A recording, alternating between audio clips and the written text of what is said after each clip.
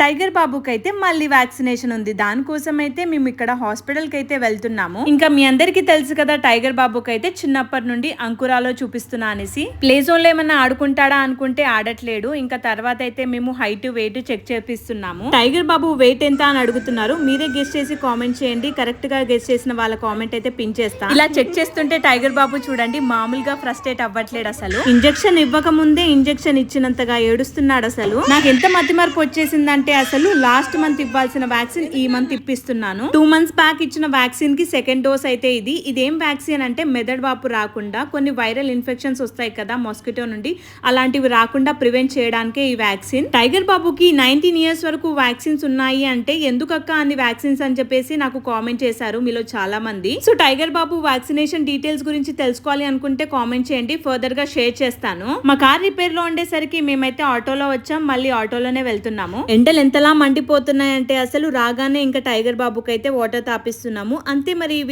Video నచ్చితే మాత్రం subscribe.